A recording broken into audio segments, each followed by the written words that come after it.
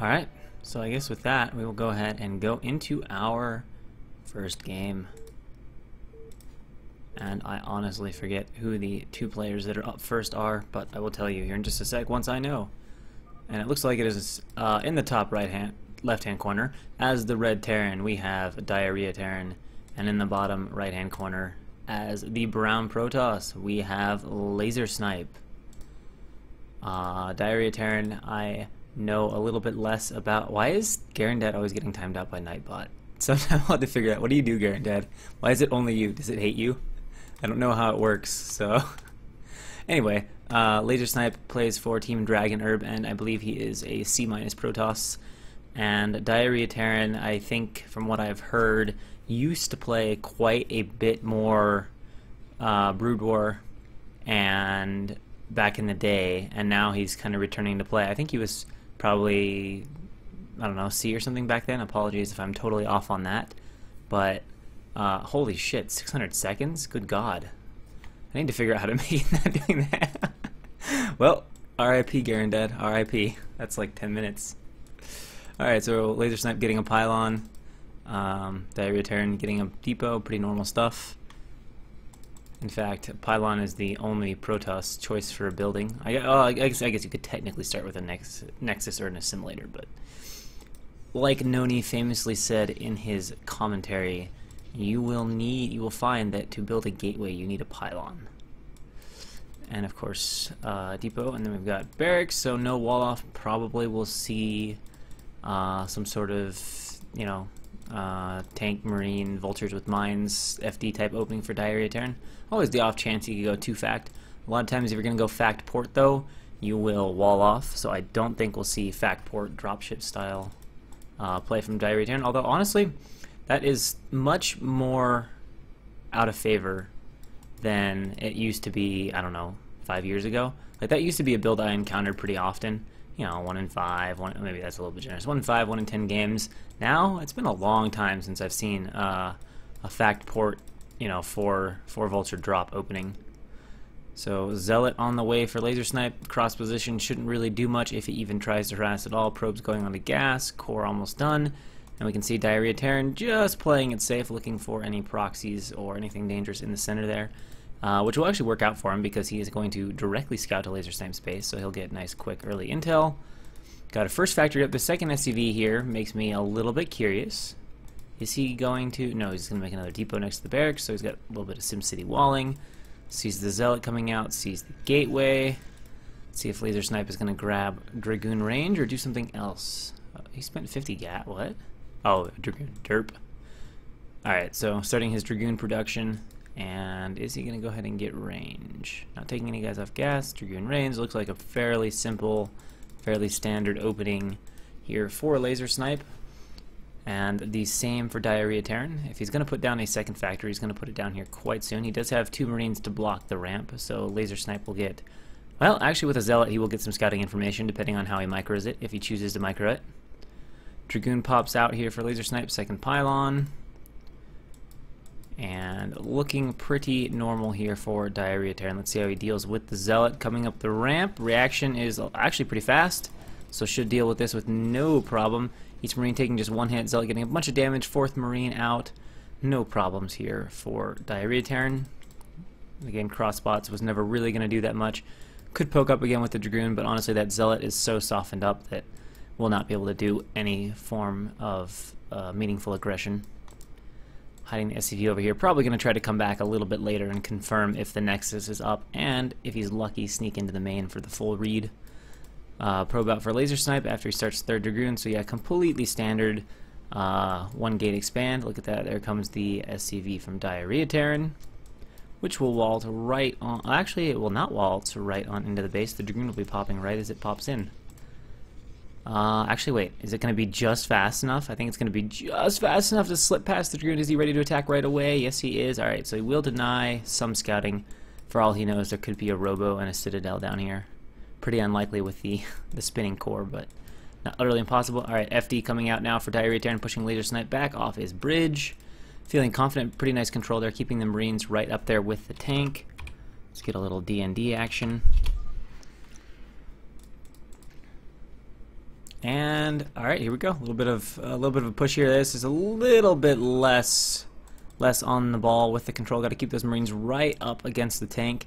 The idea is to make it so that the Dragoons cannot get shots off on the Marines without taking a tank shot every time they do so. But really all he wants to do is just get out to his bridge, push the Dragoons away so he can get vultures out, get some mines on the map, and Laser Snipe is actually anticipating this vulture very nicely. He probably saw it go down, and he's trying to find it and pick it off, but it has taken a different route, and honestly, I really like this game sense from Laser Snipe. He seems to be totally on this. Yeah, look at this, repositioning this Dragoon down here. He totally knows what this vulture is up to. Very nice Dragoon movements there.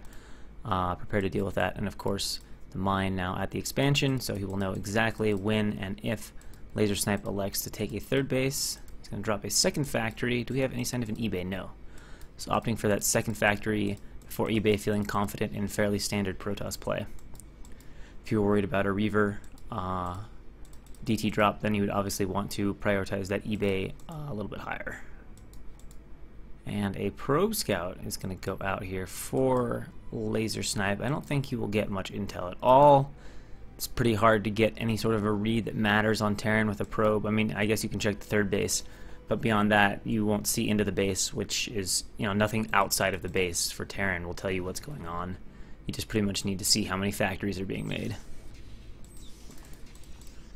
So 3 gateways on the way for Laser Snipe in addition to his observers, which are starting now. Queues up a second one, grabs that second gas, and he's probably going to wait for the obs to come out and then consider taking his third base. He's not throwing down any fast tech, so I am thinking he is planning to expand here. I mean, he could always run a goon over and sack the, well, he wouldn't even have to sack the goon, but run the goon into the mine to clear out the third base. But right now, just sitting back nice and defensively, making sure that vultures don't run in. It may have made him a little bit nervous when he walked in here, didn't see any vultures. Not knowing what Terran's making, he might be thinking, I wonder if there's some vultures out on the map and I need to be pinned back and playing safe. Fortunately for him, there are not. So first obs out now for Laser Snipe. eBay for Diarrhea Terran. And he's got an STV over here. He's got 400 minerals. Command Center? Probably Command Center. Alright, so Diarrhea Terran is going to be going for a pretty macro-heavy 3-base Terran play. Off of 2 facts. Now, given Laser Snipe does not appear to be making a shuttle, there shouldn't be too much of an opportunity to put pressure on the third base for Laser Snipe. That said, he does have a Citadel. Actually, no, he's going straight for Arbiters. So this is going to be 2-base Arbiter. Okay. So we're going to have tech play from Laser Snipe against the standard fast expansion, fast, quickish third base from Diarrhea Terran, who's going to head over there right now to get the third base. And definitely with the ARBs, that's going to leave Protoss with 0 options to pressure the third, so it's going to be very comfortable here for Diarrhea Terran getting up his third base. No scanners yet, so he still doesn't know what Protoss is doing. He doesn't know about this Arbiter tech yet, so we will definitely not see a response of super fast vessels. That is one response that has gotten somewhat popular from Terrans these days, is if they see 2-base Arbiters, they play a little bit more of a 2-base build and throw down that starport on, you know, 2, 3, 4 factories and go straight to starport and vessel for fast tech to deal with that Arbiter. 3 mines here, plus a tank should be safe from just Dragoons. As long as, it would be nice if he had another tank or 2 unsieged that he could quickly bring over there, but honestly, unless he goes super aggressive with this and pulls it off, he won't be able to get up. And of course, with the wall, that is almost completely safe now from Laser Snipe. Huh. Just missing that mine. This Dragoon looks like it ate a mine, but he didn't lay one. Let's see. Can he put the Nexus down? He might just be able to slide the Nexus down. Yeah. Mine not quite blocking that build spot. Alright, so getting Stasis. Should start an Arbiter soon. I would rather him start the Arbiter before Stasis, as the Arbiter build time is much longer than the upgrade research time. There we go, but the Arbiter does start nice and promptly. And given the unit compositions, there's not going to be a lot happening in this game for the next few minutes, I don't think. It is going to be pretty much just players sitting there, mining minerals, mining minerals, mining minerals, upgrades. All the usual stuff. Comp stats finally being added for Diarrhea Terran, so he will finally know what he is up against here from Laser Snipe. And I think really his only concern is going to be dealing with that super fast Arbiter. And based on what Laser Snipe is playing, really the main threat from that first Arbiter is going to be a reasonably quick recall. There's not going to be any sort of fast stasis attack trying to hit a really clumped group of tanks, as the gateway count is just not high enough to support it. Factory's starting to explode now for Diarrhea Terran, who is getting a very strong economy. We can see he's actually quite a bit ahead of Laser Snipe in terms of worker count. So Laser Snipe is going to need to use his tech fairly effectively here if he doesn't want to feel too far behind, as Diarrhea Terran is definitely going to be maxing out close to or before the timing of Laser Snipe, which is usually a pretty scary situation as Protoss.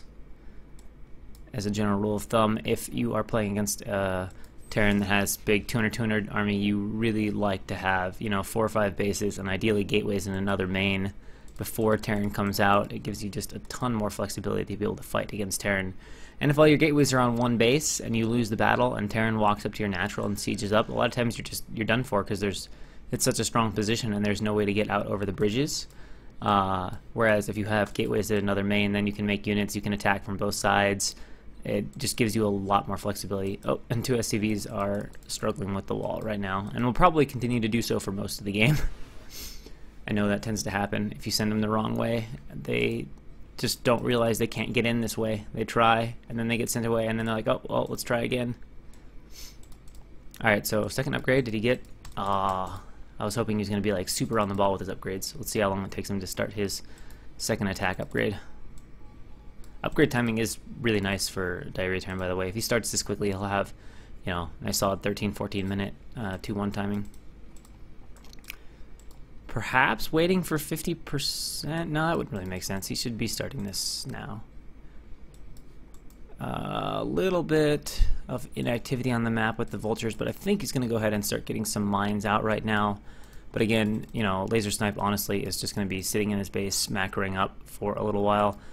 Like I said, getting recall. I think that's what we're going to see, is a fast recall. So how Diarrhea Terran handles that is going to be pretty pivotal here in a few moments. Hopefully he'll mine this base up a little bit and then be anticipating a recall. He's scanned. He should see the fast arbiters, reasonably fast arbiters, and be suspicious of that.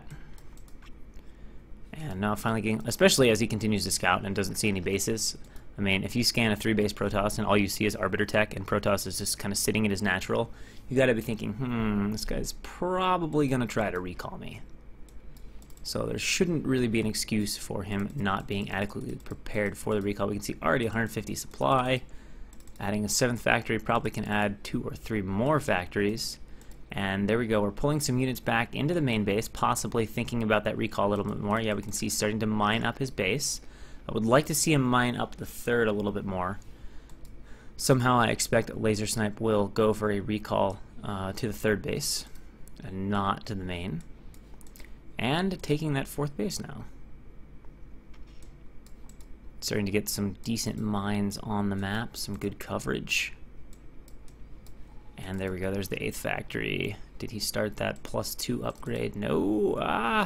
That's a long time. Now we're at like 2 minutes of forgetting that upgrade, so that's gonna definitely weaken his push quite a bit. 2-1 is a popular, strong upgrade point for Terran. I think it might be where tanks 2-shot Dragoons. I think there's a reason why that's inherently valuable. We can see Laser Snipe almost has his +1 done. And moving out without an obs. That's always a bit of a dicey proposition. Zealot sucking up some of these minefields, but definitely eating a few of these mines, softening up a few of his initial units. And is the Arbiter going to move out on the map? What is his game plan? What does he want to do? Unknown yet. We can see supplies very close, basically dead equal right now. Minerals quite high for both players though. Diarrhea Terran, until now, looks like he's been macroing okay, but I just don't think he had enough factories for his economy. I mean, 62 STVs is a reasonably strong economy, and he's had that. Now, oh, we got the recall into the 3rd base. Recall goes down. There were some mines. Dragoons going down pretty quickly because they were already softened up. He will kill all the tanks off here, but only a few units left, and this should get cleaned up pretty darn easily from Diarrhea Terran, and that is going to put Laser Snipe in a pretty uncomfortable position.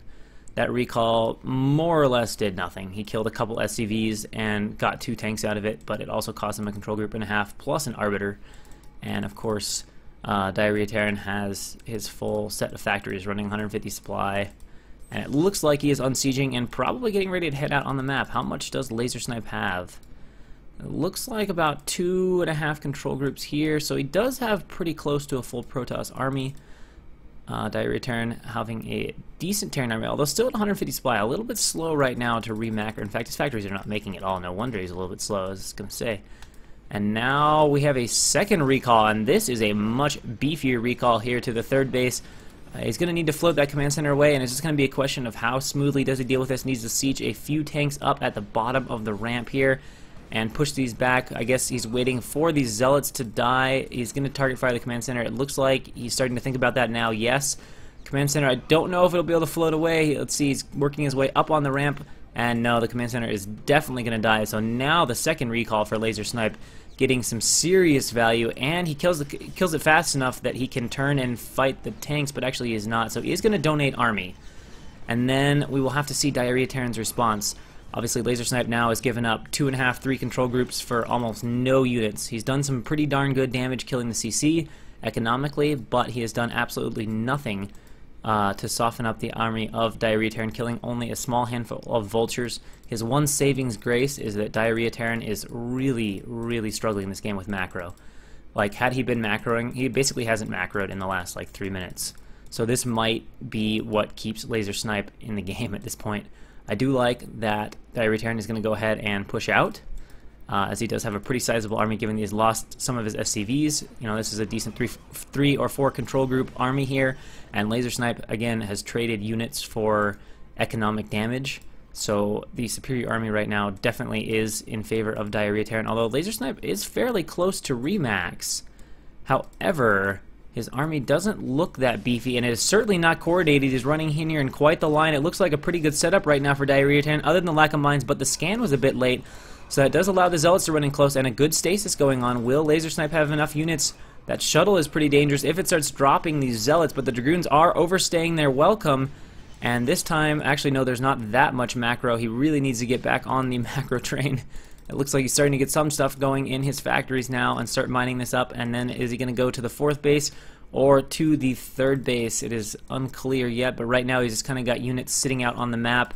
It looks like Laser Snipe is going to lose his shuttle for absolutely nothing. That would be a useful thing to have. I don't think either of them realize it's over there. One more shot. Okay, it does clean up that, so he doesn't have to worry about Zealots getting dropped on top of his tanks.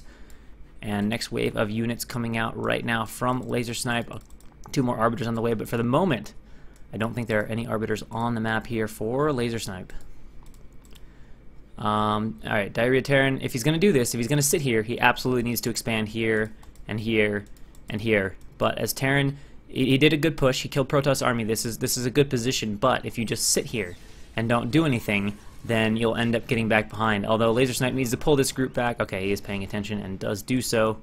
And it looks like he is starting to work his way towards the 3rd base. But the gist is, especially if you're a little bit behind economically, as Protoss has this big economy, he can replenish his army easily. You just won the battle, but if you just sit on the map here, you're giving this big economic Protoss plenty of time to macro up an entirely new army, and then he can come and crush you. So there's a balance you have to do between sitting on the map doing nothing. Pretty nice flank here from Laser Snipe coming in. But is it enough? I don't know. He actually... Oh, that is a really nicely timed reinforcement. Laser Snipe needs to back up right now, seeing all those vultures come. That's a really interesting tank to D-Matrix.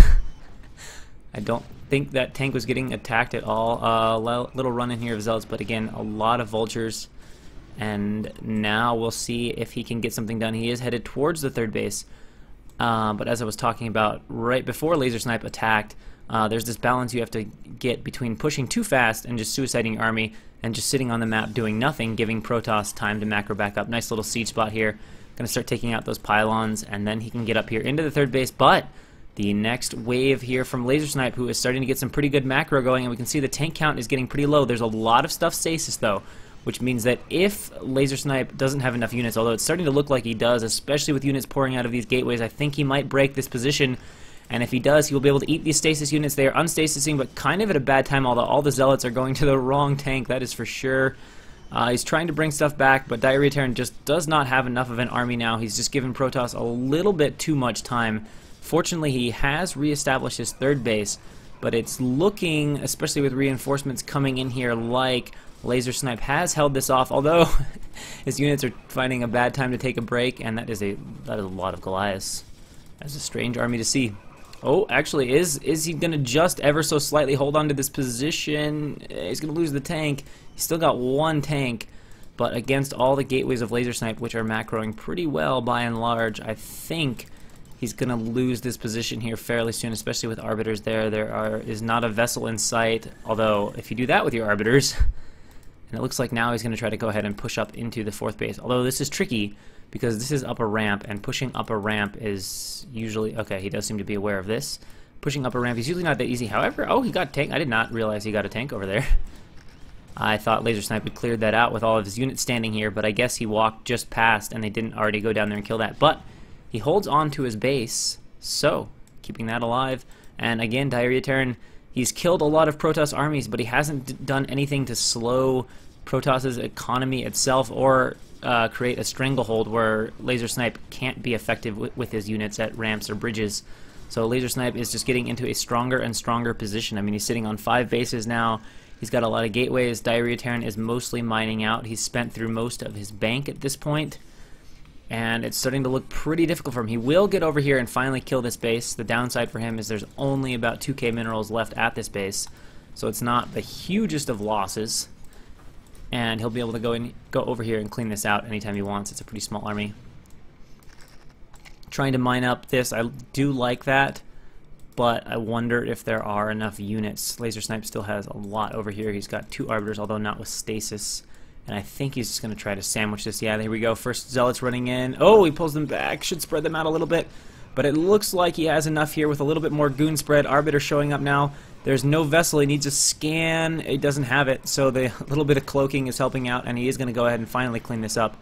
And this time, it is cleaned out. Sneaking a few tanks over here, trying to harass Laser Snipe's 4th base. However, there are... yeah, there's enough Zealots. He should just run some Zealots over there and deal with this without too much difficulty. And this might be close to the last gasp for Diarrhea Terran unless he can establish a position over at this base. But given his lack of army, that is really only going to happen if Laser Snipe is non-attentive and just misses that base is there. A few tanks attacking this, but again, Dragoons and Zealots are nicely on top of it. Well, I say that, and then the Zealots run over there. It would be better if they go down the ramp, but Dragoons on the high ground can take care of 2 tanks okay. Arbiter coming over to make everything invisible, and this base is well held. Laser Snipe still at 50-something probes, so both players still on... Well, Diarrhea Terran's not on that great of economy because he's only mining from 1 base, but Laser Snipe, on the other hand, has a bunch of probes mining spread out over 3 bases, so still having a huge economy, which means that Laser Snipe's army is about to grow really fast, and Diarrhea Terran's army is going to be kind of stuck at like 120 supply. And unfortunately for Diarrhea Terran, this transfer of SCVs is right to Laser Snipe and has led Laser Snipe to... Actually, there was already a Zealot that had wandered up to that base. So this base is shut down. Diarrhea Terran, it looks like he's going to try to defend it. If he could hold here, if he could hold this position, I would say he could get back in this game. But I think it is going to be really difficult to do. But let's see what kind of engagement Laser Snipe takes here. Everything fighting unsiege, which is fine because it is mostly Zealots, and obviously Vultures do great against Zealots, and unsiege tanks do okay. And now the Dragoons come, and I think Laser Snipe is actually going to get beaten here. His army has not worked together very well, and pure siege tank does take care of Dragoon okay. So he is going to hold this position for a moment. Unfortunately, his position is going to be dead as Laser Snipe did leave behind 5 goons and basically donated those units as a little bit of a stalling tactic. Whether that was intentional or unintentional, I'm not sure, but it paid off for him because he did kill the CC, and at this point he's so economically ahead, he doesn't really care if he loses units needlessly. It was absolutely worth it to trade those units for the CC. I mean, even if he lost his entire army right now, I mean, Terran could push, but he would re-macro so much faster that he could just, you know, break that push. And it looks like sending this Goliath forward, but he's going to go ahead and clear these units out, and then I think his only chance at this point would be to hang out over here, try to establish this base, and try to establish that base, and get his economy running. And if you were to do that, Laser Snipe would probably want to switch into Recall to try to break this base. It looks like he's just trying to break it with Brute Force right now, and honestly, he's got enough macro that that very well might be possible. Not quite with this round of units, but we can see how much this has already been whittled down. It's now down to, what, 5 tanks, a few vultures?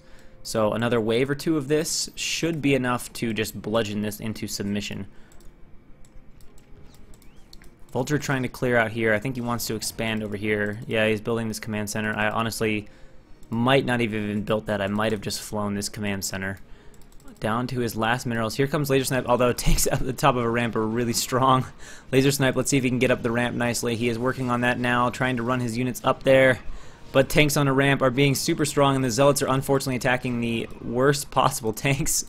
So, yeah, three or four tanks on the high ground holds off 2.5 control groups of Protoss. If there was a command center up there right now, if it would have been mining the whole time, I would be saying that Laser Snipe is that Diary Terran is starting to get back into this game just a little bit. However, there is not. So he is defending a location that is currently not helpful to him. In fact, if I were Laser Snipe, I would probably just put an obs here, and if there's no CC, just let these units chill over here because they're defending and doing absolutely nothing, which means there's less units at every other location that actually matters. SCV transfer, I guess, yeah, if you're already mining at saturation from this base, you could have a few more SCVs mining over here, but if you're already at saturation, yeah, you might as well just start mining from there while you float your CC over. See if he's going to hold them or just let them go run back. Looks like he's just going to let them run back. And Laser Snipe, yeah, he's low on gas. Why is he not? He's not mining from that gas. He only okay, that's why. He only just started mining from that gas. So these two arbiters have eaten up the last of his gas. And I think we're just waiting at this point. Oh, we got a little recall. I thought I heard something. So he actually is going to snipe that CC. So that is it for CC mining. And now we've got the flank on both sides. And I think that is it for Diarrhea Terran. I just don't think he has any more units left to defend with. No more bases anywhere. Basically out of minerals. Maybe he's going to make a last stand at his own base or something. But Laser Snipe has completely powered through this army. Maybe going to try to save this little group of recalled units. But there's just too much from Laser Snipe at this point. It would be nice if he would collect his army and let it all fight together. But I think he just has enough flood of Protoss. So we can see there's a big group of units sitting there at the natural. And it's just too much. No way for Diarrhea Terran to defend at this point. One Zealot running forward. And bam, that tank is down. Just surrounding the recall now. And Diarrhea Terran at that point does say GG. Laser Snipe takes it. So nice initial recalls. The double recall was a nice touch. A lot of times you're expecting the first one, but then the second one comes and you're like, oh shit, I didn't expect you to do 2 of them.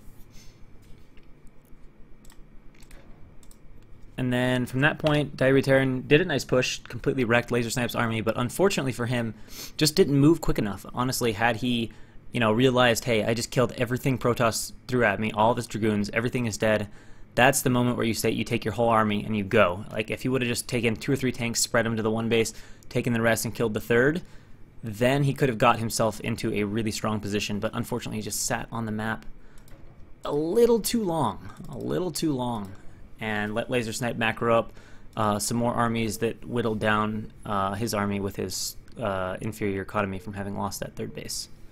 So, next game is on Demian, which is a map I don't know very well. So, spawning at the 3 o'clock position as our Orange Zerg, we have Kachikeen. And in the bottom position, I guess we'll call it 6:30, 7 o'clock, we have Arc Times, also known as Fat Reaver. Kachikeen, from what I remember, pretty solid C- macro type Zerg. And then we have Fat Reaver, who is a C- Protoss. He is Peruvian, but in spite of that, he actually does have okay macro play, but certainly not afraid to mix up a few more Peruvian-esque builds, which he might be doing here because this is 7, and the probe is already heading onto the map. So, yeah, okay, well, I guess that makes sense. Never mind, this is PvZ, not PvT. You would need to send a probe at this timing. Excuse that commentary. Alright, let's get a look at this map. I don't know Demian very well. I'm assuming it's a 3-player map, here, here, and here. I believe this is a foreign-made map. Alright, so that's the natural, and then the third is what, on a high ground pod with one entrance? But you can also take, oh, I have played on this map before though, and then there's also a, no, there's a base over here too. So I guess you have the choice to take either this third, which is sort of, oh, there's like two paths in here. This is a really interesting layout. I don't even know what to say about this map. There's like two entrances to the natural. This map would take some playing to get used to. But it is nice to see some 3-player maps in the map pool. We don't have too many of those right now. Forge for arc time, so normal PVZ opening right now. Pool on the way for Kachikine. Looks like over pool judging from the timing. In fact, the second Overlord's done. Pool's halfway.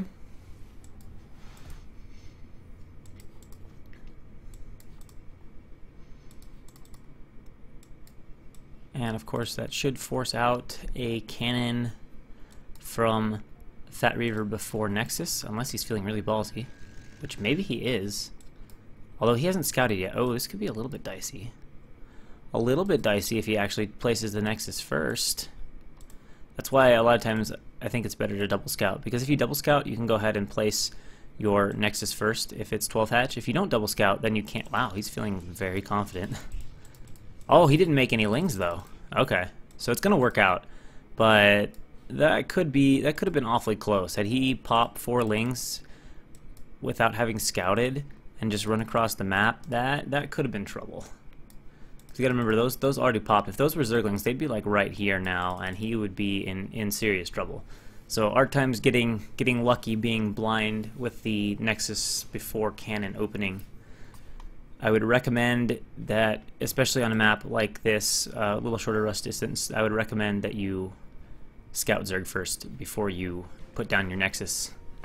And if you really want to take advantage of the fastest Nexus, then double scout. That way you'll always see in time if Zerg is going for pool first versus hatch first.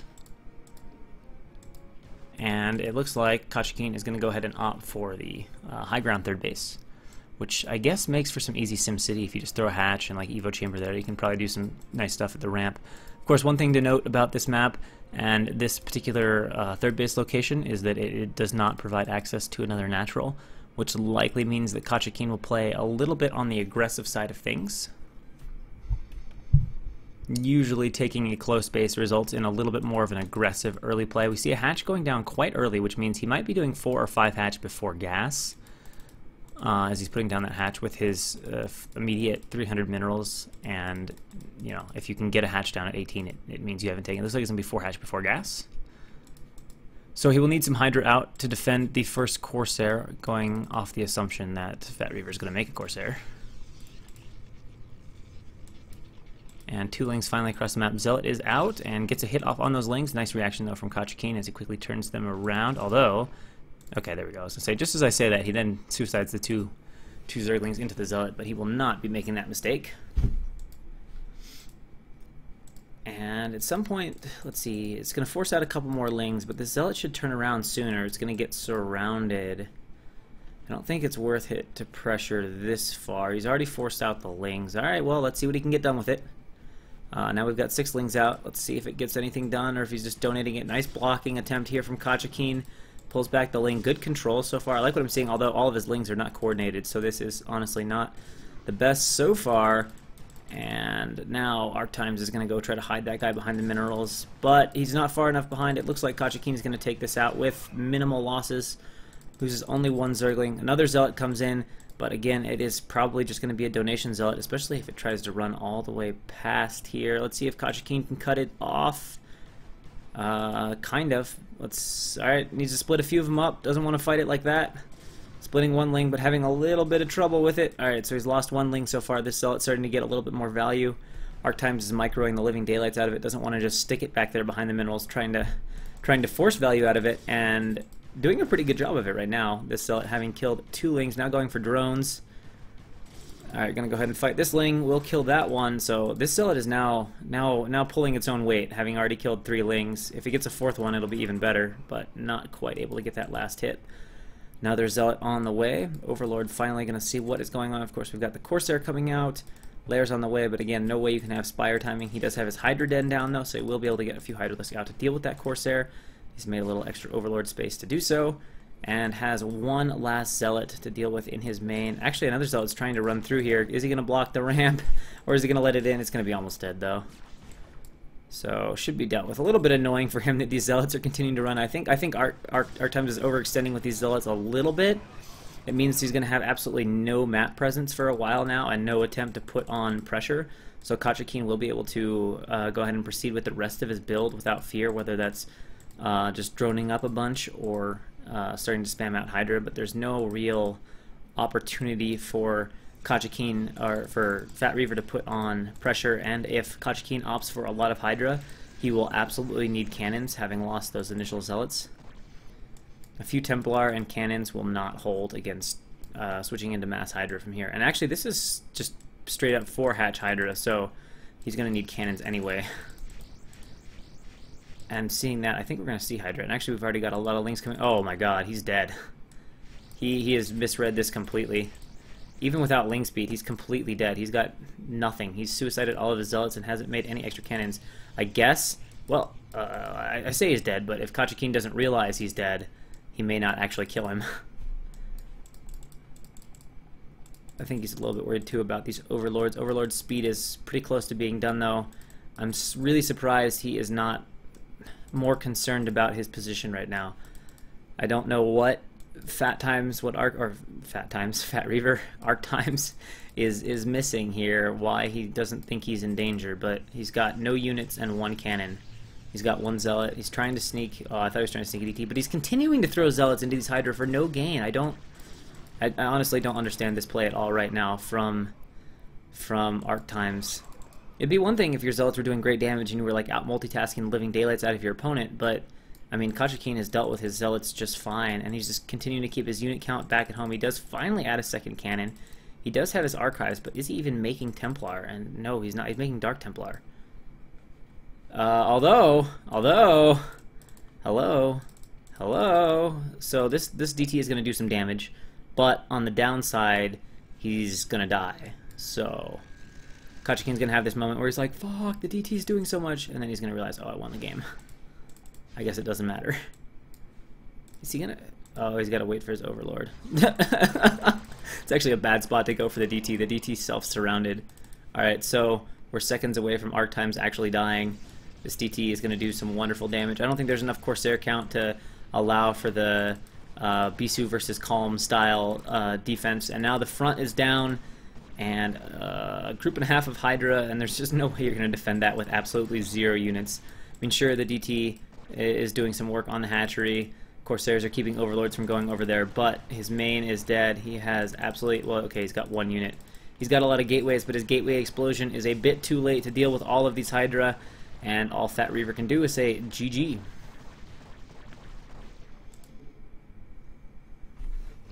So yeah, I don't know. I think that was kind of an interesting game. Fat Reaver's a strong enough player that he should have just noticed what was happening, but he didn't seem to understand at all what the build was for Kachikine and that there was going to be a bunch of Hydras coming, so he just kind of got ran over, especially donating that many Zealots. So, we will go into their second game on Overwatch. Spawning in the bottom right-hand corner as the Teal Zerg, we have Kachikine. And in the top left-hand corner as the Orange Protoss, we have Fat Reaver. And everybody today in chat is super quiet. Nobody has anything to say at all. Except for Garandad. He's the only person that's talked. Actually, I lied. Snowfruit talked and Chroniker said hello. But that is the extent so far. Everybody's just watching the games in like super focused silence. 2-player map, Overlord on the way straight to the base of Fat Reaver. Now this base, if I recall, there are bridges right about here. Third base over here. You are the missing link. Oh, yeah, that's true. There are some people that are preparing for games, so I could see that. Yeah, I actually have to play after this too, but it's going to be hard. Did you really? Did it actually know? Oh, yeah, maybe it just had too many symbols. So it, like, I still need to set it up so it doesn't, like, ban people for that. I said I put the Nightbot thing on mostly so that people can like pick music when I do stream and I'm just playing. so that I don't have to worry about it and I can actually hear different songs, but it has a bunch of other features apparently. Like banning people for typing in caps or things that it doesn't need to be banning people for, because I don't have 8,000 viewers. Oh dude, that looks like kind of like Adventure Time art. Alright. Oh shit! Kajikeen with a little bit of a mistake there. Trying so hard to get down that hatchery that the probe killed the drone. Oh, whoa! I did not even notice. I was too busy looking at chat. But would you look at that? That is a 9 hatch in base with an attempt at a hatch out here. What the fudge?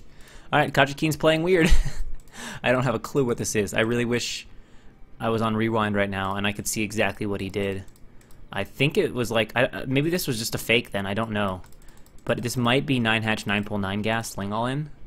But the fact that he does it in his main, I don't really like. Like 9 hatch at your natural is really good, especially against lower level players, because you don't notice that it's 9 hatch. You just see, oh, a hatchery at the natural, that's, you know, you don't notice that it's like an extra 100 HP along or whatever. And you're just like, okay, 12 hatch, you know, econ zerg, whatever. And then all of a sudden, at 20, 30 seconds, a minute faster than normal, you get like 2 groups of speedlings, and you're like, oh my god, what happened? What? Yeah, dude, flame away. It'll probably ban you. It doesn't seem to take shit talk very well, Snowfruit. I might have to give it a spanking myself for not behaving.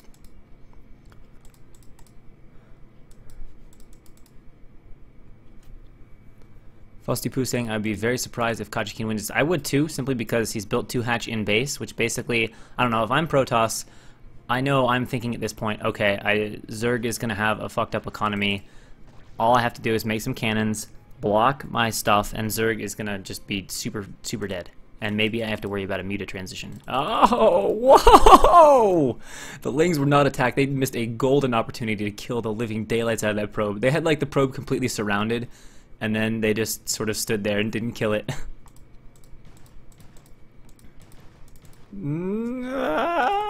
It's just ever so slightly alive. You can see he's definitely just... This is like the most blatant Ling all in. There was no like attempt to even be subtle about it. Like he's already made 8 Lings. Actually, he did make a few more drones, but he's making more Lings. I don't know why he made more. Let's see what he makes after this. If he just makes Lings now, I'm going to say I have no clue why he made drones. Because he wasn't trying that hard to kill the probe. You know, it'd be one thing if he wanted to make drones while Protoss was in his base, just to be like, okay, I'm playing macro, even though that doesn't make any sense with 2 hatches. But he wasn't really trying that hard to kill the probe, so... Alright, here come the Zerglings. Speed is done. Protoss is gonna die. Protoss only has 2 cannons, he's dead. He is... I don't understand how you... Well, he does pull probes, but I don't understand arc times right now. He's like... Totally, he's scouting all this stuff, but he's not reacting to it. Like, he's getting blatantly Ling all in, and he's just sitting here with 2 cannons. You need at least 3 against Ling all in, and you absolutely have to, he's not even blocking. I don't understand this play. Oh my gosh, arc times, I'm sorry. I'm sorry, but I don't understand what you're doing here. Like, you scouted it. It's not even like Zerg made speedlings and, like, shut down your scouting, and you're like, well, that's bullshit. Zerg is obnoxious. It's like, you saw, he's on 2 hatches. 1 base, spamming Zerglings. What else can he do besides Ling all on you? He's not making a lair. He's certainly not going to sit and drone. So, yeah, he's going to die here in a sec. That's a shitload of Lings. Alright, here we go. 1 Zealot out, but that doesn't matter. Here comes a shitload of Zerglings. Although, it's a pretty awkward run-by. Not perfect execution from Kajikeen, but, hey, the cannons are instantly dead. And Endless Lings should be flooding in at some point here. He's already picked off 1 Zealot. Now he's going to run into the main with just a ridiculous number of Lings. And of course he can return anytime he wants, as we've seen on a lot of pro games, and pick off the cannons if he tries to build more at the natural to hold up against the rallying Lings. There we go. Some running into the natural now. Going to start picking off probes there. Oh, he gets a good surround on this Zealot. Well, he was, and then he gets his stuff together. So we'll see. Fat Reaver's trying to put together a defense, but Ling Flood killing the pylon here is going to shut off all gateway production. Should soon spell the end. You can see another huge rally of Lings coming across. Should soon spell the end for Fat Reaver. He is defending, but is very likely on borrowed time. The fact that he can't even start to build cannons or zealots right now with the natural is a huge deal. He would have had a chance at holding without that. But it would take a pretty miraculous defense for him to survive at this point with any level, especially with Ling speed. I mean, just Zerg has all the control, trying to get a nice surround. He's getting the surround on the Zealots. 2 of them are going to die super quickly now. Completely helpless. That leaves him with just 1 Zealot. The natural is lost at this point. There are no units. Is he trying to throw a cannon up in the main? He is, but it's in a terrible spot. If you're going to cannon the main, it has to be somewhere kind of in the mineral line so you can at least drill. He's trying to hold. Maybe it is ramp, but that is just not going to work. He's going to survive a few rounds, but more and more Lings will just keep flooding in and overwhelm him. He is getting, the Peruvian is getting out Peruvian right now, so to speak. He's trying to get this cannon to finish, but there are a ton of Lings. He does have a new gateway up in his main, but let's face it, the cannon is canceled, and 1 gateway does not beat 3 hatches of Ling spam. Although that was one heck of a probe drill. Oh my god, those probes did some serious damage. But again, it's one of those things where, like, even if you kill 12 Lings for free, you can't, like, build up your Zealot count, and he's not letting him get cannons down. So, what can you do? What can you do? He's gonna go ahead and kill the Forge. This probe boldly attacking the Lings. I think it did get a Ling kill. What a probe. Hero probe. Hero probe. Kills a Ling fighting solo. He's gonna lose an Overlord. Gateway is down. Oh, now wow, he actually switched into Hydra. That's kind of adorable. That's actually gonna allow him to defend his Overlord. And Fat Reaver says GG. So, I guess the takeaway from those games is Fat Reaver, react to what you're scouting, please, please. Like, the first game, okay, I get it. Like, that one makes sense to lose. But the second game, you should not have lost that. Like, there's no way you should have lost that. So, our next game will be between Genji and Shoopdawoopa.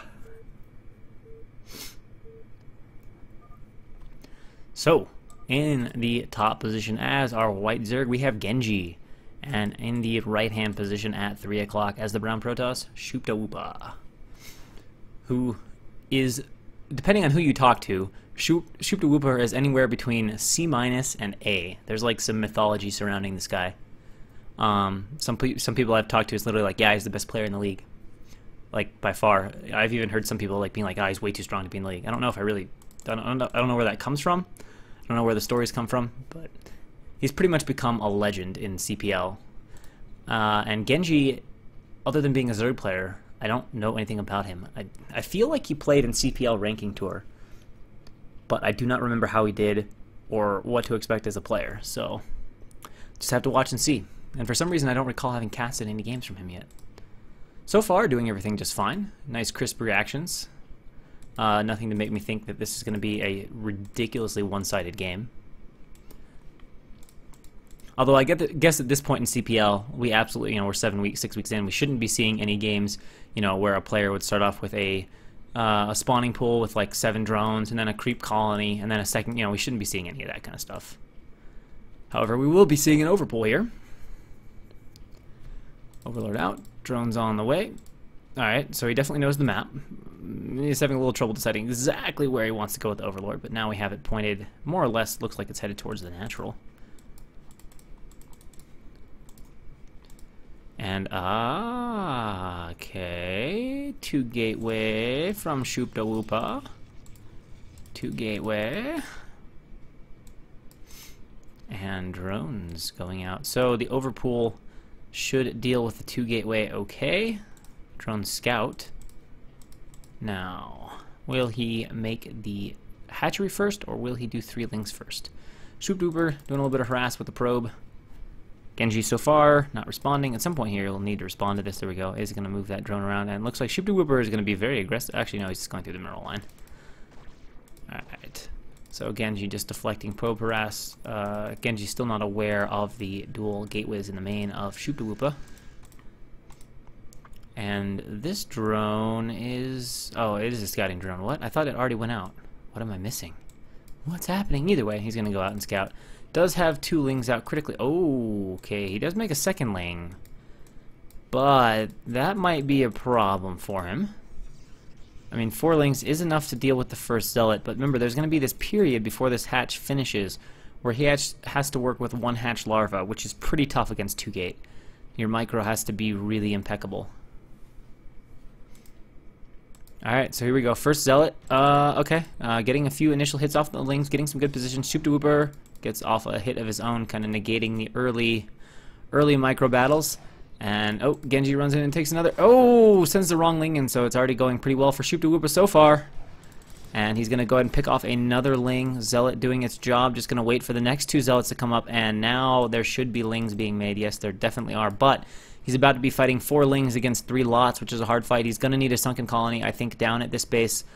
Let's see if he brings a drone down. All right, he's got a drone down. I hope he's not bringing the drone. Oh, he's bleeding out Lings, though. Bleeding out Lings. The defense is starting to look a little bit difficult for Genji right now. He does have his 2 hatches up, which will give him a little bit more room, but Shoop to Whooper's got enough Zealots. He can start to form some pretty strong positions. He can hold the ramp, start trying to kill this base. There's a lot of things Shoop to Whooper can do. He's got a 4th Zealot coming out. I don't know where the 5th Zealot is. I don't think one's died yet. Oh, okay. Whoa. Whoa. Alright, well, things were going good for Shoop to Whooper, but he had a definite macro, and wow, this is ballsy as fuck. Getting 2-gated, losing your natural, still takes 3rd base. Gotta give him credit, I guess, for that. That's super risky, but it also might work. I don't know, if he doesn't just die. He's not sunkening, so if he continues to spam Zealots, it could be problematic, but again, he did have that macro delay, and he is actually going to transition into a Stargate, so he is not going to go for the expand. That's kind of cool. We rarely see that from players at DNC ranks. Almost always, it's just 5 slots into expand. Oh, doesn't want to target fire the hatchery, I don't think. And now there's enough Lings to surround these Zealots. Shoop to Whooper needs to be careful. It looks like he's going to try to drill on the ramp. Oh, nice reaction, though, from Shoop to Whooper, who realizes, I need to get off that ramp. So let's see, I think he wants the hatchery. There's a lot of Lings here. Let's see if Genji can get us surround. He picks off one of the Zealots, and now Shoop to Whooper on the way home. 2 more Zealots reinforcing. That is actually enough to take on these Lings, though, and the control here from Genji has not been as good as the control from Shoop to Whooper, who always seems to be getting the better of the engagements. Genji's not getting surround. Shoop to Whooper is getting nice engagements in lines. He's doing an okay job pulling back weakened Zealots. He's going to snipe a drone up here. And now the sunken colony is going up for Genji. That Zealot, Shoop to Whooper, cannot get it behind the minerals. And again, though, Genji is just bleeding a lot of Lings. He's made enough, but his economy right now is really hurting. We can see Shoop to Whooper well ahead, and Genji eventually just calls it, realizes, oh, I don't have enough, my sunken's not done, and says GG.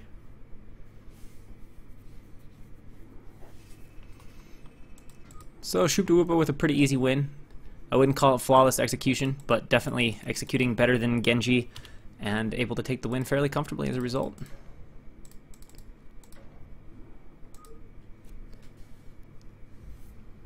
Oh, I thought I hit OK, but I didn't. So, game 2, it looks like Genji has chosen Destination.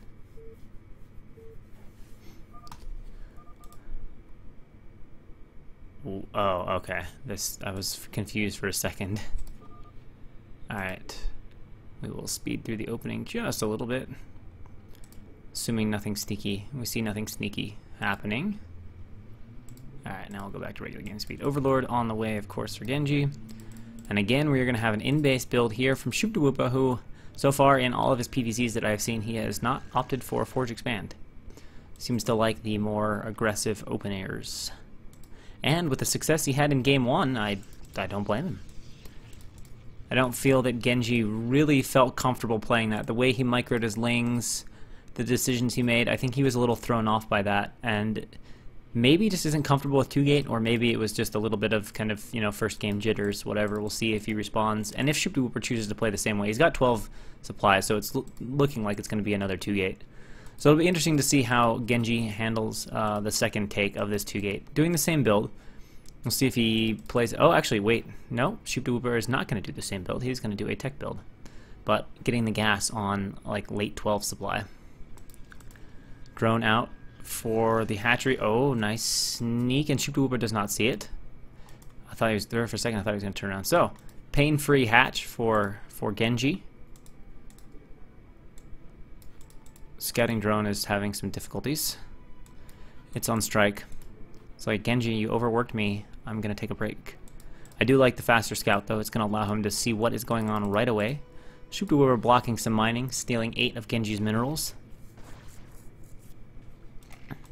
So if we come back and the whole map is mined out, and there's like one pylon left, but there's no units for Genji, and he has 42 minerals, and can't make a Zergling, then we will have to credit this probe for the victory.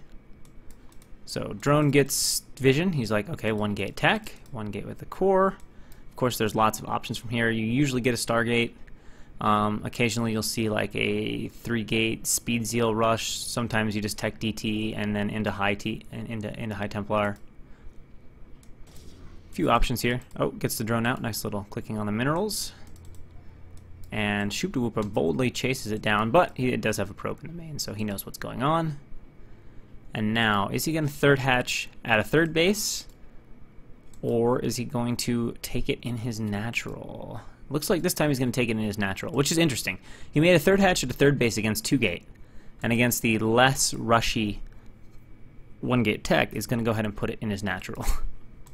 But I think that's what happens when you lose a game. You tend to think, what could I have done differently there? You know, honestly, now that I think about it, I'm slightly disappointed that Genji gave up on that third game so soon. Like, I think he felt like he was dead, and with 4 or 5 zealots alive and no lings, he was probably headed that direction. But he did have that third hatchery up, and if he would have massed 6 or 8 lings there and ran into Shoop-da-Woopa's base unexpectedly, there's a chance he could have got something done, because Shoop-da-Woopa absolutely did not know, I feel pretty confident saying, did not know there was a third base from Genji. And he would have just been caught off guard. Doesn't mean he wouldn't have reacted well, but there's a good chance Genji could have done some damage. Dragoon out, blocking, or coming to kill the Overlord. I want to see what he sees. Oh, he sees the Robo. Okay, so that's a big deal. He will not see that a shuttle's being made, but it looks like we're going to have a Reaver from Shoop-da-Wooper. I'm assuming he's not going to do like a 2 Dragoon drop. Although that would be slightly funny. You could put 1 Dragoon here for sure if you had range and like range out the minerals, but outside of that you can't do much. And we're gonna have 3 hatch into Hydra from Genji, which I don't play enough 1-gate tech to really know how the timings work out. I mean, obviously on some level it feels like Hydra would be okay for defending a Reaver. Oh, he's gonna come walk on top of the Ling, he's gonna get a few of them. But I don't know how this actually works out when they play against each other. It looks like he's gonna have enough Hydra to deal with Reaver. And now Genji coming for the run-in, and nope, not quite. Almost, though. Almost gets a Ling in to see. There's the Reaver on the way. Hydra's starting to pop out now. Will he have the upgrades, though? He's definitely going to have speed, but will he have range? I feel like without range, to defend something would be really difficult. And actually, he's just going to make slow lots, of which he has quite a few. Four lots and the Dragoon all coming up to the base. But there are Hydra out for Genji, and Shoop-da-Woopa needs to pull back here. Gonna lose the Dragoon for sure, I think. Well, I say that, and then it's alive with like 4 health. And Shoop-da-Woopa just wants to be super aggressive here, but he's got to be careful. Unless he's just going to use a harass shell, these Zealots are going to be easily microed down, given that the Hydra have speed. The fact that he's losing Hydra is a little bit concerning. He needs a micro. That's actually some cute micro. Needs to do a little bit more than just that, though. Zealot's being split up pretty nicely. Has lost a few Hydra. Oh, shit. That's not what you want to attack. Attacks his own hatchery for a second. This Hydra is just determined to kill his own hatchery. And unfortunately, that is costing him a few of his own units. There we go. Now he's regathered this guy. But all the units, all the Zealots from Shoop-da-Woopa have been donated for only a few Hydra kills, which won't be that great unless... where'd the shuttle go, though? Is he? Okay, there it is. Unless it's thinned the Hydra enough that this Reaver can do good damage. But honestly, he's got so many Hydra that I don't feel like that was really that great for Shoop-da-Woopa. And he seems to be suspicious that something like this is happening, despite having not scouted. So props to him. Reaver coming in now. 3 Hydra, though, is not enough unless he really splits it nicely. All right, Reaver's dropped. Oh, that's not a good start. Nice target firing there from Shoop-da-Woopa too. Not just firing at the front Hydra. So now the drones are under attack. They are run. Fairly quick reaction. A lot of Hydra coming out now. So it's just a matter of dealing with this Reaver efficiently here. But of course it looks like Shoop-da-Woopa has... Actually, does he have speed? I don't know. Gotta be careful. Alright, we are on top of the shuttle. Drops the Reaver. Hydra are really clumped up. Starting to get some spread though. And it looks like the shuttle is going to get sniped. And that will allow the Reaver to be picked off. There we go. Reaver taken care of. So this so far being handled fairly well by Genji. Microing back against that Zealot, picking that guy off. Drones can come back to mine, and in the meantime, Shoop-da-Woopa has gone ahead and taken his natural, has a Reaver out for defense, so should be fairly safe, especially with Destination's double bridges that make it incredibly hard to attack across. And then from there, what will be the tech path of choice? Gonna make another shuttle, so maybe we're gonna see a little more harass. Maybe we're gonna see Reaver, a larger scale Reaver push. And now the Hydra's streaming out across. Oh, that is gonna be dangerous. They're gonna have to leave now. No way you can break that. So Shoop-da-Woopa is gonna be pretty comfortable with his position, honestly, despite his failed attacks. He forced out a lot of Hydra. The drone count is not super great for Genji, and of course there's not a third base for Genji yet either, so Shoop-da-Woopa sitting just fine. Oh, geez, Genji's really got to stop doing that. And yes, Destination is definitely Genji's pick. I don't know, why would he do that? He's probably just really comfortable on the map. And alright, here we go. Shoop-da-Woopa is going to go ahead and do another push, and with how many Hydra have just donated, I don't know if this was planned or a reaction to losing all those Hydra, but I kind of like this. I mean, he basically just suicided a full group of Hydra into your Reavers, so you might as well go ahead and attack. And with 2 Reavers here, I mean, that's a lot of firepower behind these Zealots, especially without Sunkens to help him defend, and the situation looks honestly pretty bad. Unless the shuttle's dead. No, the shuttle... Oh, he's just going to harass the shuttle. That's an interesting decision.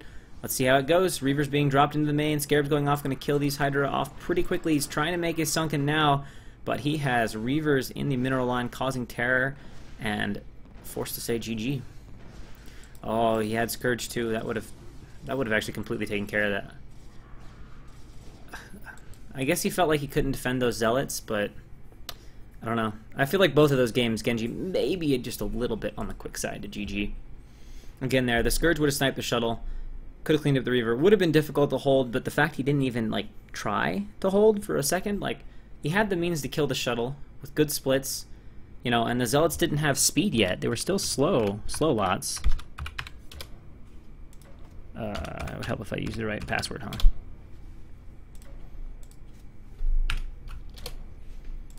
And it would help if I picked a map. Alright, so I forget what the situation. I think one of these games has already been cast previously. So this is game 2 of Pisan against Snowfruit. So in the top left-hand corner... What? Oh yeah, Snowfruit TVZs, right? So in the top left-hand corner, as the yellow Terran, or I should say yellow Zerg that plays Terran against Zerg, we have Snowfruit. And then the bottom right-hand corner, as the purple Zerg, we have Pisan. I believe both guys are C- players. I don't know how comfortable Snowfruit is in his TVZ. Most Terrans do find it to be their easiest matchup, but of course Snowfruit is not a dedicated Terran, so he definitely spends less time playing Terran than he does playing Zerg, and might not be quite as comfortable then with the matchup as you would expect from a standard Terran. Certainly appears they are playing on Fighting Spirit. I can't imagine what else this map would be. Snowfruit telling us that he's going to do some sweet depot timing. Okay, he is like faking an 8 depot. Oh Jesus, yeah. I think he thought the depot was going to... Maybe what happened is the SCV was about to build the depot on 8, and then he queued the SCV, blocked it, and he's just like thinking he has the depot, and then all of a sudden he's going to be like, fuck, where's my depot? God damn it! Yeah, that was some pretty incredible. I'm a little surprised, in all honesty, that you actually built the depot up here and didn't just like grab and make the depot in like the nearest possible spot. Not that it really makes, it's really the end of the world if you travel the extra 3 seconds to go up there and build.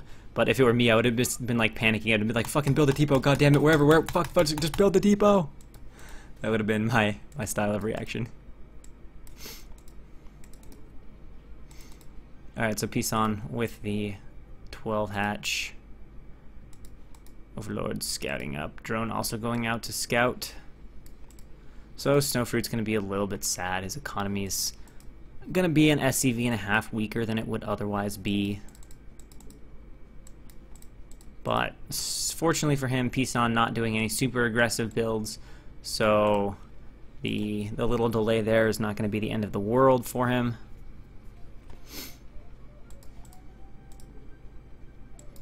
And he will, unfortunately though, scout him last. But for Pisan, he will scout last. But on the flip side, Snowfruit's not doing anything super aggressive, so Pisan's just going to come and see like a Marine and can hang around with the drone, maybe look for the command center, see if there's going to be a CC going down, and just figure out what Snowfruit is up to, which looks like standard TVZ. Little surprised here to see Snowfruit making an additional Marine. Oh, never mind, he's got his command center down. I was going to say, if Zerg is 12 hatching, you can actually go CC before any Marines. Certainly you don't need more than one. We got third hatch coming, everything looking pretty standard and solid so far for Pisan. Snowfruit getting some Marines coming down the ramp. Gas going up. Looking pretty normal. Looking pretty normal. It's been a while since we've had a standard game. Been seeing nothing but one base tech builds and all-ins and 4-hatch Hydra and... Well, no, our first game actually was like the ultimate bread and butter. We went from like bread and butter standard. Oh, that game was a little rough. That game was like No Rush 15. Alright, so Snowfruit tries to make a bunker to no avail. Possibly just trying to do the... I'm going to make a bunker and hope you freak out and make a bunch of lings. Did it work? Probably not. Nope. So kudos to Pisan, who was not at all flustered, just totally takes that bluff off the arm. He's like, I know what you're doing. Don't even try. Don't even try. Engineering bay. So it's looking like +1, 4, 5 racks here from Snowfruit. That is... what? Okay, normally the bunker goes there and the depot goes there. I don't know. That's a little bit interesting. I don't know if he's going to put another depot. I don't even know if you can. So I'm going to go ahead and call that strange depot placement. I mean, it's better than nothing, but I think it's a lot better to have a depot here because that's such a nice path for lings to like shoot through there. So if you have the depot up there, it blocks that and they have to go down there. Warming him up for me. That sounds pretty intense, Laser Snipe. Pretty intense. What are you guys up to over there? Alright. Metabolic speed halfway. Lair about done. So pretty good spire timing here for Pisan. Actually, this is going to be great spire timing. Oh, and never mind. It's going to be good Hydra timing. He's going to go for lurkers. He does have the lings blocking that, so Snowfruit doesn't yet know that that is what Pisan is up to. Especially given the slower Academy from +1 5 racks. One sunken is up, will kill off the SCV. Probably didn't need to morph that into a sunken, and by probably I mean definitely didn't need to morph it into a sunken. It would have been one thing if he had it as a creep colony, but you've got a scouting ling outside the front. You don't need to make the minerals, invest the minerals in making the sunken. So we got some lurker on the way. Still no detection here from Snowfruit, and then we should soon see the barracks explosion. +1 about halfway, and then for Snowfruit it's going to be a matter of getting out on the map before Pisan has a whole bunch of lurkers, because with this build the main thing you want to do as Terran is prevent Zerg from pushing you all the way back to your bridges, so you're just stuck hanging out there. You want to surround the lurkers, make the lurkers work for every inch of the map. Otherwise, if Zerg is able to just walk to your bridge, they just burrow here, you're stuck back there. Zerg can expand without any fear. They can just tech. They know they're completely safe because, you know, if they have 5 lurkers at your bridge, you can't do shit against them. If they have 5 lurkers in the middle of the map, your army is terrifying. You know, this group of Marines can beat 5 lurkers if there's an open field to work with. But behind a bridge or whatever, nope. Nope. You could have 5 times the numbers and have a hard time breaking it. Unless you have like vessels and get into fancy D-matrix cool stuffs. So, with that in mind, Pisan is taking that third base. Got some hydras going over the ramp. His lurkers should be done, so he's going to get the third base up fairly quickly here.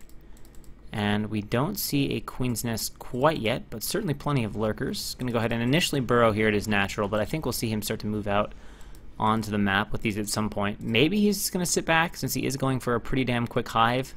And if it's +1 5 racks, I would say this is... Okay, it's going to be +1 4 racks. So the tech timing is decent here from Snowfruit. It's not like he's going to have to deal with defilers swarming into his natural before he's even started his science facility. I mean, he'll have a vessel out, he'll have a window. I don't think he'll be able to put on serious pressure to Pisan with like a pre-defiler vessel timing, but he'll definitely have enough that he won't have to worry about getting swarmed to the natural. But I think Pisan's going to be pretty happy with how this game's going. He's got really fast hive tech, he's got a lot of lurkers, he's going to get a third lurker up to this base. I don't think the Marines can pick it off. And he's going to get his third base up without any real difficulty. The only thing he has to worry about now is potentially defending against drops. Actually, I don't know what this lurker decided to do. It took a weird path. I thought it was just going to run up to the third base, but decided not to. Hive on the way. Evo chamber coming up. Let's see how quick he is to get his carapace. Should be fairly quick. Nice. And he's going to split off one Marine, which will die to lurker spines, and alert him to the likely presence of a third base. Starport going up promptly. I like this. Snowfruit very focused. I see a lot of Terrans at like, you know, DC level who they get their factory and then they forget for a while and they're like, oh fuck, I need a starport, and then a little bit later, oh, I need a facility, and then their vessels end up being a minute and a half later than they need to be or could be, and it causes them a lot of unnecessary angst and trouble. Large reinforcement from Marines. That's the only thing that maybe I don't totally love about what Pisan has done here. I mean, he's comfortable because he's getting his fast hive, but I think he would have had some windows earlier where he could have pushed all this back and maybe had Snowfruit a little more back at his natural, a little more, oh, I'm kind of scared, there's a lot of lurkers out there.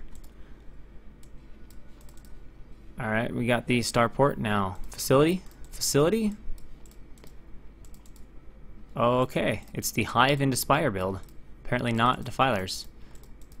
I'm actually really curious now if he's going to like make mutas and guardians. I think he's going to make a defiler den though. Yeah.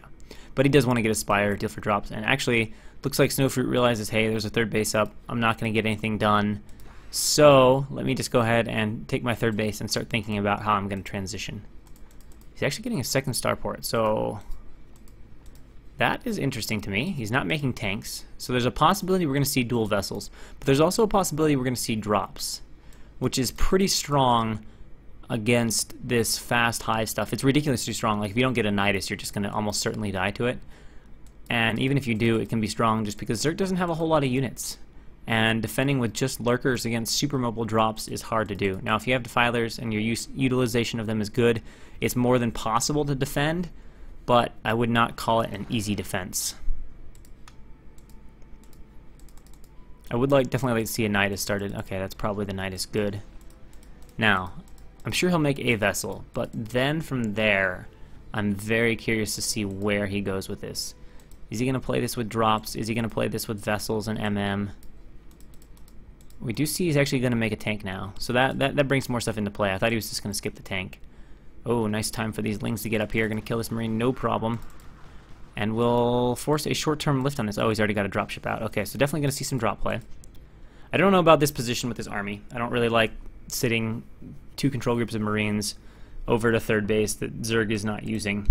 And now that just lets Zerg run everywhere on the map. Let stuff like this happen. He's actually burrowed lurkers up here, which is super obnoxious.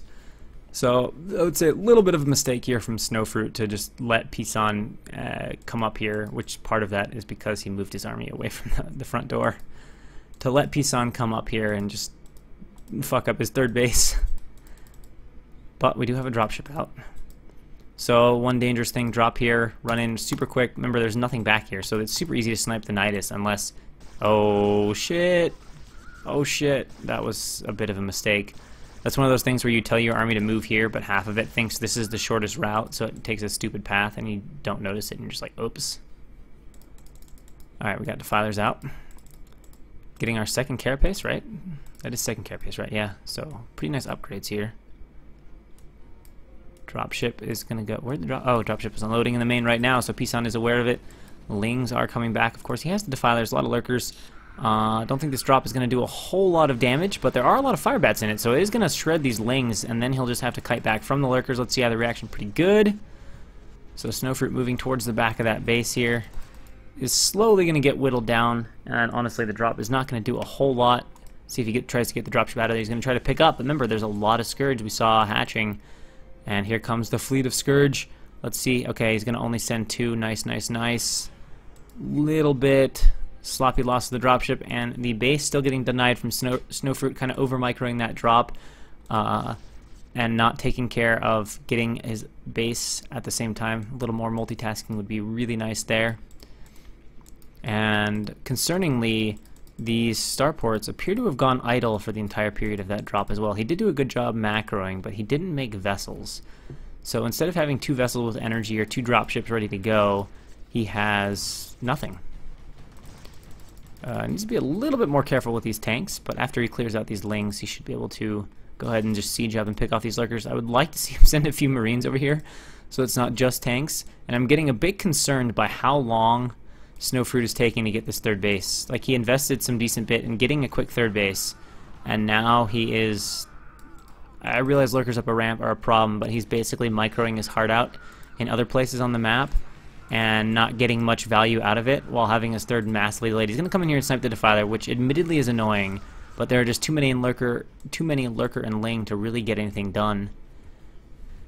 And I guess the other thing too about Snowfruit's play is he's kind of got that position. He's trying to get the sort of pre-mech transition map position that you want, where you have, you know, Marines sort of shutting down both bridges and keeping Zerg from running all over the map.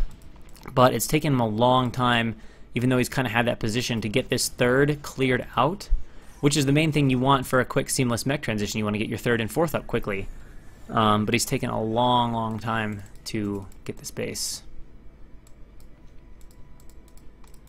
Really nice upgrading job so far from Pisan, which is going to make these ultras, by the way. These ultras are going to be fucking ridiculous. He's getting his first armor, but is he getting his next attack? These ultras are going to be so strong. Let's see how quickly Pisan starts 3rd carapace. Oh! Like I said, need to send some Marines over. This is going really bad for Snowfruit at the 3rd base right now. At least he's building one over here, but this base is not... I don't know why he's so afraid to come over here and just, like, bring his stuff and take the base, especially when you have Zerg generally blocked out. We are going to have another drop flying into the main. Vessel's coming over. He's going to land the CC. I think this guy's irradiated. But, alright, so he's got his Marine and Medic coming over. His dropship got scourged, unfortunately. Finally clears that out. Should be able to land the 3rd base. Now going to put some Marine and Medic on the top of the ramp.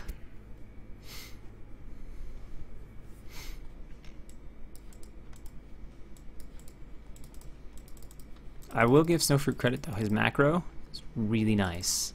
That is not easy to keep running 15 minutes into a game, and his minerals are just like flash levels of low.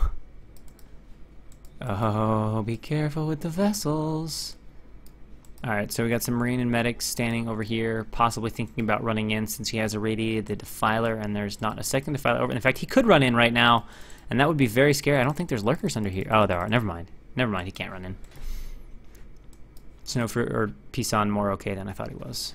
Can see a 4th base coming up now here, and here come the ultras. And remember, the upgrades are really good right now for Snowfruit, or for Pisan, and Snowfruit immediately GG's from the ultras.